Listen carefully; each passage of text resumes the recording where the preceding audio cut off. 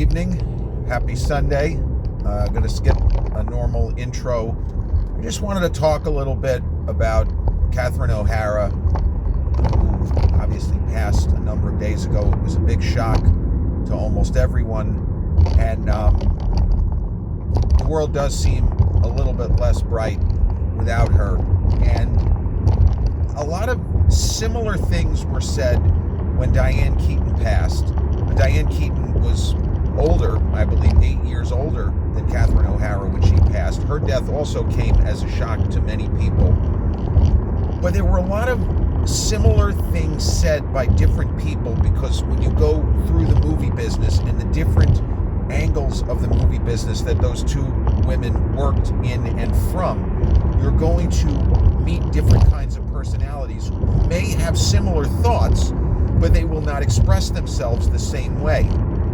But one thing that was kind of a commonality in people discussing Diane Keaton and now discussing Catherine O'Hara, it was very much what you see is what you get. That in private, with friends who may have been in the business, but when she wasn't working, she's exactly the way that you thought she was. She was funny as fuck.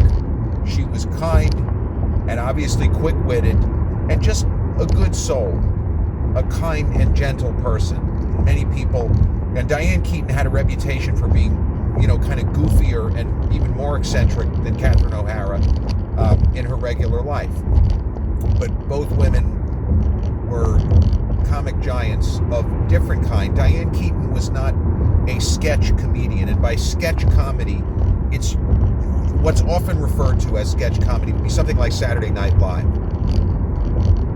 Catherine O'Hara excelled in both film and theater, well, all three, film and theater and TV. Her process, her kind of unique screen presence, her sense of timing, it worked in all of those mediums. You might say that it worked equally. Diane Keaton was more of a film actress who happened to be very funny, who happened to have impeccable timing, and also a knack for physical comedy, which is not that easy to pull off, because it's easy to look stupid doing it, and the goal is to maybe your character looks stupid and the audience laughs, but sometimes the person doing it is the one who ends up, looking like an idiot.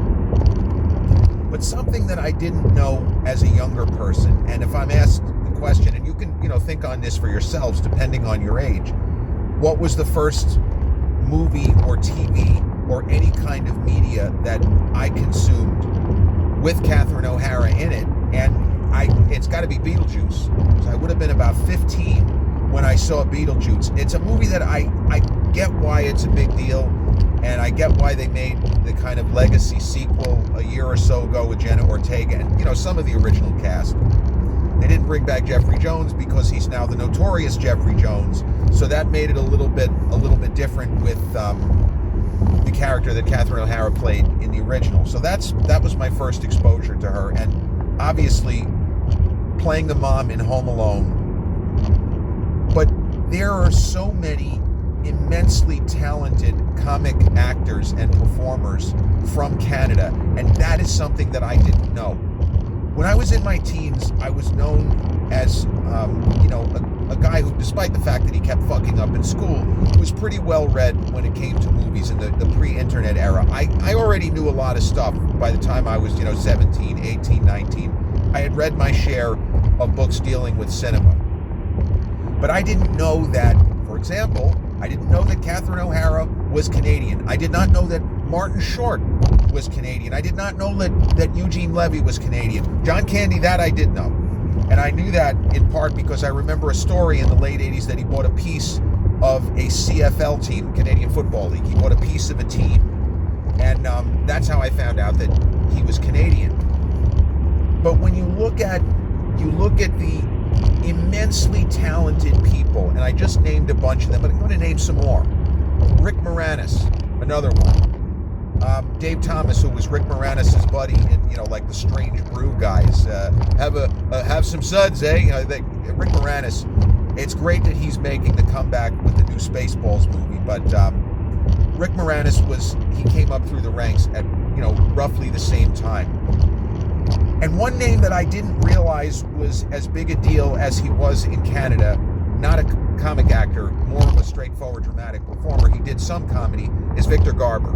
And I'm embarrassed to say, I don't think that I had even heard of Victor Garber until seeing him in Titanic. Now, that is a big swing and a miss for me that I'm admitting to here, because Victor Garber worked with the people I just mentioned in stage productions in the early 1970s. I'm pretty sure that he was in a production of Godspell. Martin Short looked like he was about 15. He was already in his 20s. And Eugene Levy had the crazy hair. But there are so many immensely talented people that came through what was known as SCTV, Second City.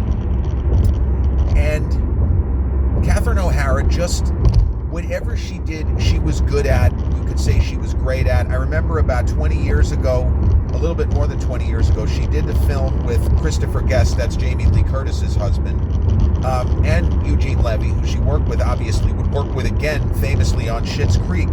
But they did the movie called A Mighty Wind, and it was a kind of a similar mockumentary to the now late Rob Reiner, This Is Spinal Tap, but A Mighty Wind is in the same ballpark. It was a very good movie. It wasn't as kind of groundbreaking as This Is Spinal Tap. But Catherine O'Hara, at a certain point, started to give more, like, kind of broader, more arch performances in her roles, whether it was film and TV.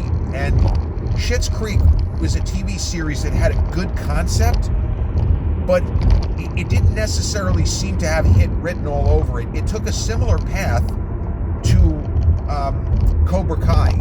And by that I mean, Cobra Kai did not start off on Netflix. Some of you know this, so I'm sorry if I'm repeating information you know.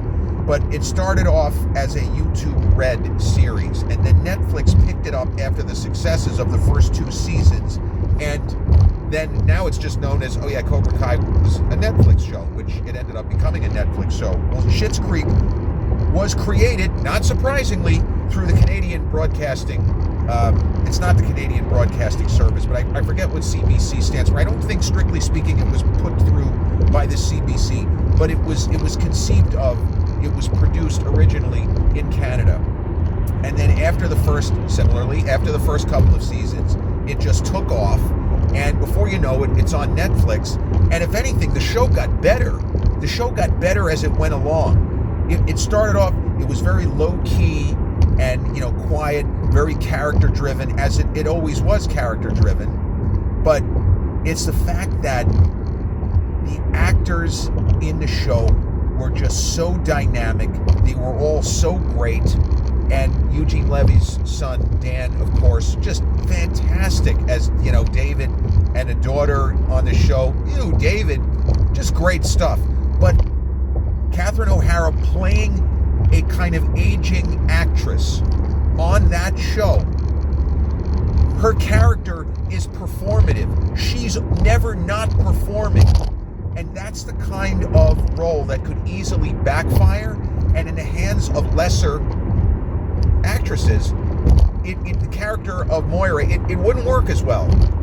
And the thing with Eugene Levy himself, he's a comedy god as far as I'm concerned. He's one of the best to ever do it. He's somebody, though, that normally would be an active kind of a screen presence. And on Schitt's Creek, his character is more reactive, and he does that really well too. Like there wasn't anything that the guy couldn't do. In other words, he's not generating laughs on his own as he does in a manner of many of the other, like in the movie Splash in the 80s, Armed and Dangerous, one of my favorites with fellow Canadian John Candy. Possibly the stupid funniest movie of the 1980s. I would say that and Spies Like Us might be tied for first, the stupid funniest movies of the decade. But Eugene Levy and Catherine O'Hara were magic together. And there is an idea when people work together too frequently that it gets that, well, they're just playing the same kinds of characters. And to some extent, Walter Matthau and Jack Lemmon dealt with that in their later era, because they could always make films together, whether it was Odd Couple 2, which was not very good, whether it was Out to Sea, which I thought was actually pretty good, but they're essentially playing the same characters. In other words, if they're not called Oscar and Felix, they might as well be Oscar and Felix. Oscar Madison, Felix Unger from the old TV show. Well, it was the movie first and then the TV show. That's something that people, kind of sometimes could get out of order. But John Rose and Moira Rose in Schitt's Creek, you can look at that and you could say those are the defining characters in the careers of both Eugene Levy and Catherine O'Hara. If you want to say that her defining role is as Mama McAllister in Home Alone, you can. But I don't think that's a particularly interesting character. You know what I mean? It's not as interesting. It's not even close as interesting as Moira on Schitt's Creek. And it's just the way that she took roles and made them unique. And another thing that I should remember this, and I don't. Again, I'm a little bit embarrassed. When John Candy passed, it was Catherine O'Hara who eulogized him, and she spoke beautifully. You may have seen this on TikTok or other social media apps, that these are the kinds of things that surface when there's tragedy, but that this is not a tragic thing. It's tragic that John Candy died when he was so young, yes, but this was something to show how much he meant to her and she meant to him, and they had been great friends since the early to mid 70s. And the way that she spoke about him and how gutting it was that he was gone, and now they're both gone, and really everyone else from that group, you just have to wish them good health. Martin Short is going to be 76, and Eugene Levy is going to turn 80, and Victor Garber is up there, and Rick Moranis has got to be in his 70s. I think Rick's a little bit younger, but he's probably the same age that Catherine was. He's got to be 70, 71. And you just wish for good health. And I read that, you probably saw this, that Catherine O'Hara had some very serious health issues where her organs, like the alignment of her heart, was a little bit off. They don't know that killed her, and you don't even want to speculate, but it's something that the average person doesn't have to deal with, and she did. And as much as she joked about it, it may have shortened her life. We don't know. But 71, for somebody who took pretty good care of herself, it's not very old. Stanley Kubrick was only 71 when he died. If he even made it to 71, he may have only been 70. But really, that's all I wanted to say about her. I don't have any deep insight. I know as much as you do. We kind of all love the same movies, the same roles. Schitt's Creek was a massive success, a stunning success, given the pedigree and the fact that you wouldn't think a show spearheaded by a couple of aging, comic actors from Canada was going to cause such a sensation in the United States, but it did. The strength of the supporting performers, all of the small roles, Stevie, it was cast so beautifully, and Dan Levy, the character, could have easily become grating, and he's fantastic on the show. All great.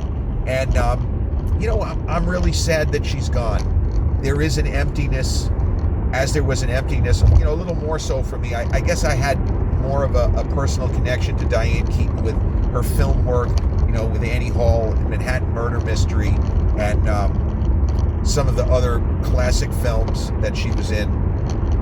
It is sad to lose two legends, as both women were. But that's the cycle of life, and we should be grateful, and we are grateful that Catherine O'Hara was able to share so much of her gifts at such a high frequency and high vibration with everyone. And that's really all I had to say. Rest in peace to Catherine O'Hara, and let's appreciate these geniuses from Canada, eh? And hopefully when Rick Moranis makes his comeback in Spaceballs 2, The Search for More Money, hopefully he kicks ass and reminds us all why we're all so happy that he's back. And, the nostalgia and how much we love the guy in Ghostbusters and Parenthood, Honey, I Shrunk the Kids, and all of those classic films from the 80s into the 90s. So on this Sunday night, the first day of February of 2026, I hope you have a great rest of your night. Peace out.